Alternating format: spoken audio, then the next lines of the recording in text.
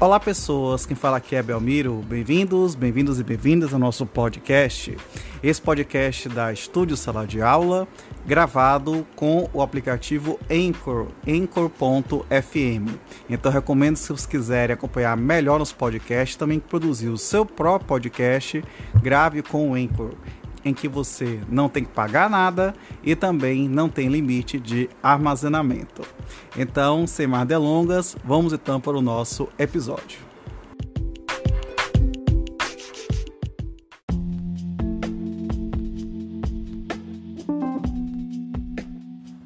Título 2 do Registro de Pessoas Naturais, capítulo 1, Disposições Gerais, artigo 29. Serão registrados no Registro Civil de Pessoas Naturais: Inciso 1, os nascimentos. Inciso 2, os casamentos. Inciso 3, os óbitos. Inciso 4, as emancipações. Inciso 5, as interdições. Inciso 6, as sentenças declaratórias de ausência.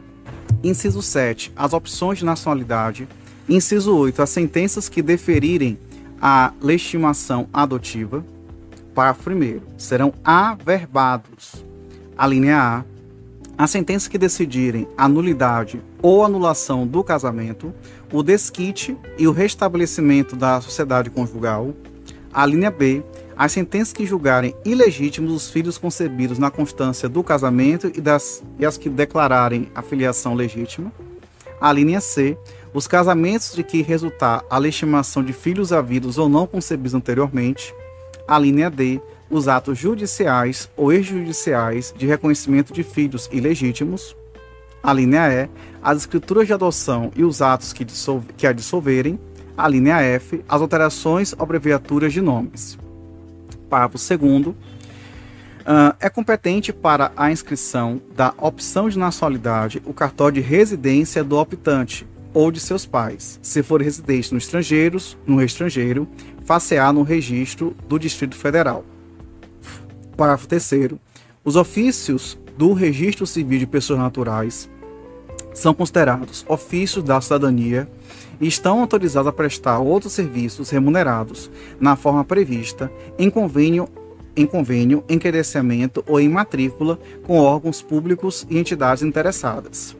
Esse dispositivo ele foi incluído pela Lei 13.484, mas tem uma ADIM, a ADIM 5855, que tratou sobre isso. Parágrafo 4º. O convênio referido no parágrafo 3º desse artigo independe de homologação e será firmado pela entidade de classe dos registradores civis e pessoas naturais de mesma abrangência territorial do órgão ou entidade interessada. Mesma observação que eu falei acima cabe aqui.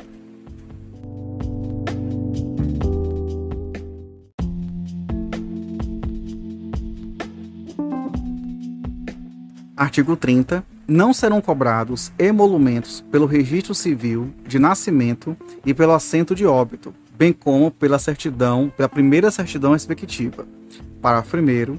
Os reconhecidamente pobres estão isentos de pagamento de emolumentos pelas demais certidões extraídas pelo cartório de registro civil. Parágrafo 2º. O estado de pobreza será comprovado por declaração do próprio interessado ou a rogo, tratando-se de analfabeto, rogo no caso, né? Neste caso acompanhado da assinatura de duas testemunhas. Parágrafo 3º. A falsidade de declaração ensejará a responsabilidade civil e criminal do interessado. Parágrafo 3º-A. Comprovado o descumprimento pelos oficiais de cartórios de registro civil do disposto no caput deste artigo, aplicação às penalidades previstas nos artigos 32 e 33 da Lei 8.935, de 18 de novembro de 94. Parágrafo 3º-B. Esgotadas as penalidades a que se refere o parágrafo anterior e verificando-se novo descumprimento, aplicar-se-á o disposto no artigo 39 da Lei 8.935, de 18 de novembro de 94. Parágrafo 3º-C. Os cartórios de registros públicos deverão afixar em local de grande visibilidade que permita fácil leitura e acesso ao público quadros contendo as tabelas atualizadas das custas e emolumentos, além de informações claras sobre a gratuidade prevista no caput deste artigo. Parágrafo 4º. É proibida a inserção das certidões nas certidões de que trata o parágrafo 1º deste artigo de expressões que indiquem a condição de pobreza ou semelhantes. Parágrafos 5º a 8º vetados.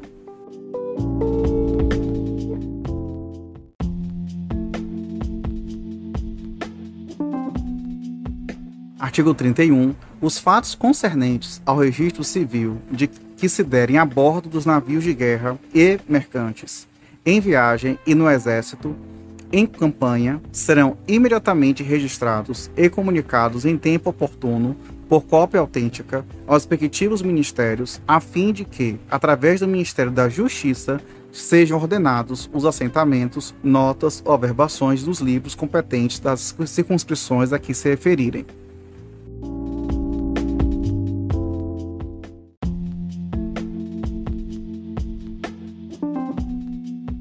Artigo 32. Os assentos de nascimento, óbito e de casamento de brasileiros em país estrangeiro são considerados autênticos, nos termos da lei do lugar em que forem feitos, legalizar as certidões pelos cônsules ou quando, por estes tomados, nos termos do regulamento consular.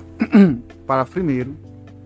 Os assentos que trata este artigo serão, porém, transladados nos cartórios de primeiro ofício do domicílio do registrado ou do primeiro ofício do Distrito Federal, em falta do domicílio conhecido, quando tiverem de produzir efeito no país, ou antes, por meio de segunda via, que os cônsules serão obrigados a remeter por intermédio do Ministério das Relações Exteriores.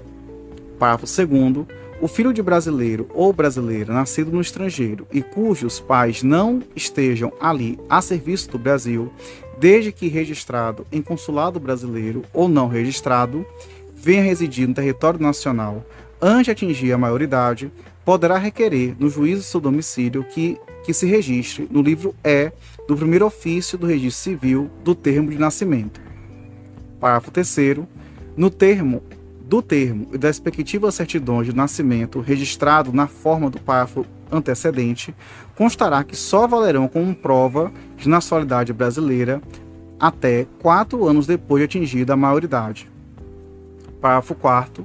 Dentro do prazo de 4 anos, depois de atingida a maioridade pelo interessado referido no parágrafo 2º, deverá ele manifestar sua opção pela nacionalidade brasileira perante o juízo federal. Deferido o pedido, proceder-se-á ao registro do livro E do cartório do primeiro ofício do domicílio do optante. Parágrafo 5º.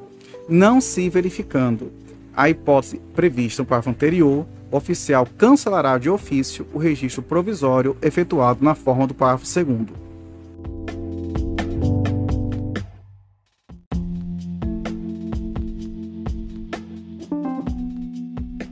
Capítulo 2 da Escrituração e Ordem de Serviço. Artigo 33. Haverá em cada cartório os seguintes livros. Inciso 1, letra A, de registro de nascimento. Inciso 2, letra B, de registro de casamento. Inciso 3, letra B, auxiliar, de registro de casamento religioso para efeitos civis. Inciso 4, letra C, de registro de óbitos. Inciso 5, letra C, auxiliar, de registro de natimortos. Inciso 6, letra D, de registro de proclama.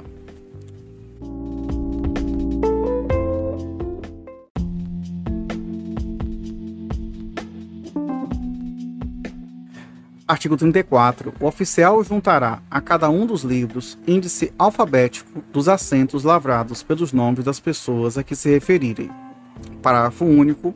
O índice alfabético poderá, a critério do oficial, ser organizado pelo sistema de fichas, desde que preencham estas o requisito de segurança, comodidade e pronta busca.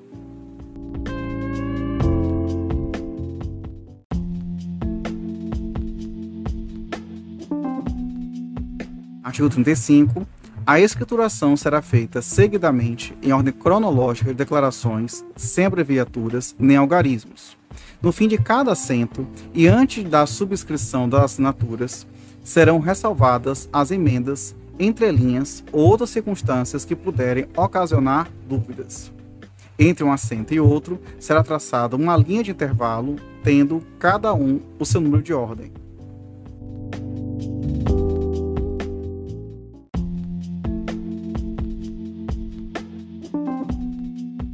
Artigo 36.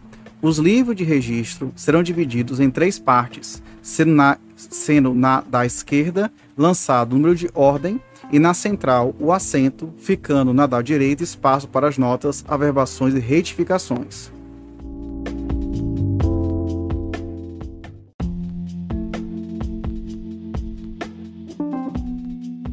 Artigo 37. As partes ou seus procuradores, bem como as testemunhas, assinarão os assentos, inserindo-se neles as declarações feitas de acordo com a lei ou ordenadas por sentença. As procurações serão arquivadas, declarando-se no termo a data, o livro, a folha e o ofício em que foram lavradas, quando constarem de instrumento público. Parágrafo 1º. Se os declarantes ou as testemunhas não puderem, por qualquer circunstância, assinar, far-se-á a declaração no assento, assinando a rogo outra pessoa e tomando-se a expressão datiloscópica da que não assinar à margem do assento. Parágrafo 2º. As custas com arquivamento das procurações ficarão a cargo dos interessados.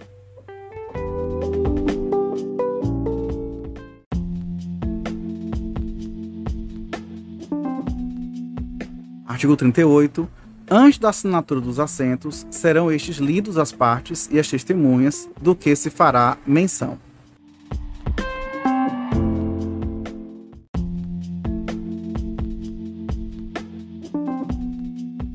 Artigo 39. Tendo havido omissão ou erro, de modo que seja necessário fazer adição ou emenda, estas serão feitas antes da assinatura ou ainda em seguida, mas antes do outro assento, sendo a ressalva novamente por todos assinada.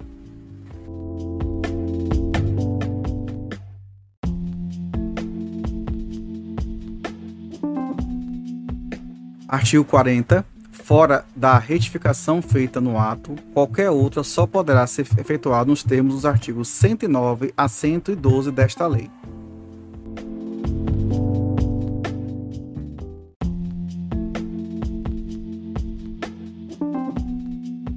Artigo 41. Reputam-se inexistentes e sem efeitos jurídicos quaisquer emendas ou alterações posteriores não ressalvadas ou não lançadas na forma indicada nos artigos 39 e 40.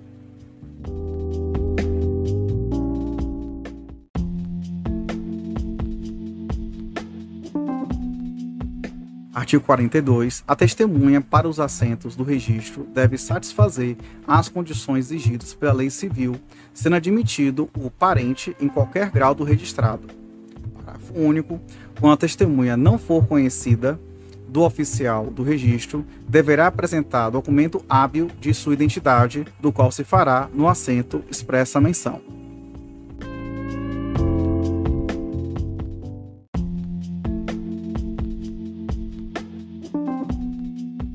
Artigo 43. Os livros de proclamas serão escriturados cronologicamente com resumo do que constar dos editais expedidos pelo próprio cartório ou recebidos de outros, todos assinados pelo oficial. Parágrafo único. As despesas de publicação do edital serão pagas pelo interessado.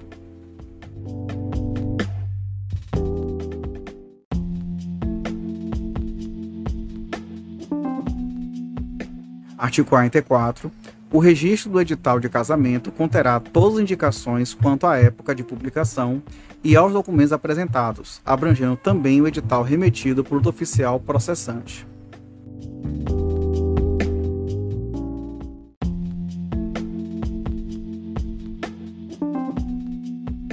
Artigo 45. A certidão relativa ao nascimento de filho legitimado por subsequente matrimônio deverá ser fornecida sem o teor da declaração ou averbação a esse respeito, como se fosse legítimo. Na certidão de casamento também será omitida a referência àquele filho, salvo havendo, em qualquer dos casos, determinação judicial deferida em favor de quem demonstra legítimo interesse em obtê-la.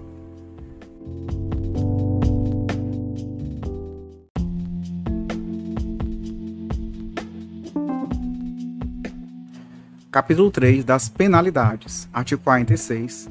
As declarações de nascimento feitas após o decurso do prazo legal serão registradas no lugar de residência do interessado. Parágrafo 1º. O requerimento de registro será assinado por 2 testemunhas sob as penas da lei. Parágrafo 2º, revogado pela Lei 10.215/2001. Parágrafo 3º, o oficial do registro que se suspeitar da falsidade da declaração poderá exigir prova suficiente. Parágrafo 4º, persistindo a suspeita, o oficial encaminhará os autos ao juízo competente. Parágrafo 5º, se o juiz não fixar prazo menor, o oficial deverá lavrar o assento dentro de 5 dias, sob pena de pagar multa correspondente a um salário mínimo da região.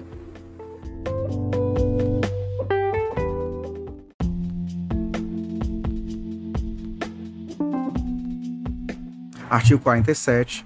Se o oficial do registro civil recusar fazer ou retardar qualquer registro, averbação ou anotação, bem como o fornecimento de certidão, as partes prejudicadas poderão queixar-se à autoridade judiciária, a qual, ouvindo o acusado, decidirá dentro de 5 dias. Parágrafo 1º. Se for injusta a recusa ou injustificada a demora, o juiz que tomar conhecimento do fato poderá impor ao oficial multa de 1 a 10 salários mínimos da região, ordenando que, no prazo improrrogável de 24 horas, seja feito o registro, a averbação e a anotação ou fornecer a certidão sob pena de prisão de 5 a 20 dias. Parágrafo 2º. Os pedidos de certidão feitos por via postal, telegráfica ou bancária são obrigatoriamente atendidos pelo oficial do registro civil, satisfeitos os emolumentos devidos sob as penas previstas no parágrafo anterior.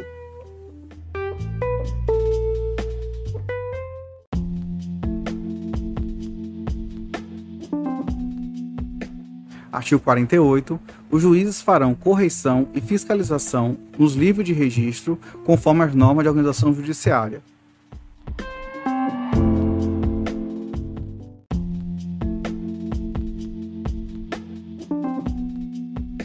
Artigo 49. Os oficiais do Registro Civil remeterão à Fundação Instituto Brasileiro de Geografia e Estatística, dentro dos primeiros 8 dias dos meses de janeiro, abril, julho e outubro de cada ano, um mapa dos nascimentos, casamentos e óbitos ocorridos no trimestre anterior. Parágrafo 1º. A Fundação Instituto Brasileiro de Geografia e Estatística fornecerá mapas para execução do disposto neste artigo, podendo requisitar aos oficiais do registro que façam as correções que forem necessárias. Parágrafo 2º. Os oficiais que, no prazo legal, não remeterem os mapas, incorrerão na multa de 1 a 5 salários mínimos da região, que será cobrada como dívida ativa da União, sem prejuízo da ação penal que no caso couber. Parágrafo 3º. No mapa de que trata o caput, deverá ser informado o número de identificação da declaração do nascido vivo. Parágrafo 4º. Os mapas de nascimentos deverão ser remetidos aos órgãos públicos interessados no cruzamento das informações do registro civil e da declaração de nascido vivo, conforme regulamento, com o objetivo de integrar a informação e promover a busca ativa de nascimentos. Parágrafo 5º. Os mapas previstos no caput e no parágrafo 4º deverão ser remetidos por meio digital quando o registrador detém a capacidade de transmissão de dados.